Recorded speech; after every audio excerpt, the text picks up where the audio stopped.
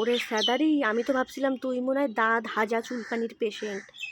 পরে বুঝলাম আচ্ছা, এত চুলকানি কোথাতে বাদালি তুই?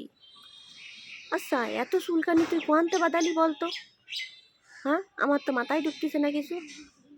ওহো, 10 মিনিট চিন্তা করার পর আমার বেরোলো এইটা। আচ্ছা, তুই তো যেহানে সেহানে যাই শীত হয়ে শুয়ে পড়িস, বাঁশবাগান, পাট বাগান, সর্ষের ক্ষেত। এই জন্যই তো চুলকানিটা বাড়ছে এই লেভেলের। শিগগিরই এসে যা, ডাক্তার দেখা, ডাক্তার দেখায় মলম লাগা, ঠিক আছে? ওই শুধুমাত্র ওই বান্টুর মলম খালি আর ওই চুলকানি ঠিক হবে না নি।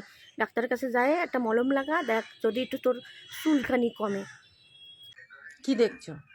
থু, কাজের দিকে মন দাও।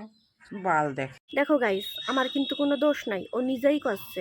ওয়াক থু কি বাল দেশ, মানে ওর যে বদন, ওর যে গতর, ওটা মোটে দেখার লায়ক নাই।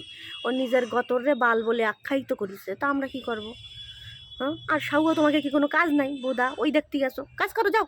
কাজ করলে দুটো পয়সা হবে না, বাড়িতে যাই বৌসাল মায়ে নিয়ে খাতে পারবা না শান্তিতে। ওই বোদা দেখে কি হবে? যাও।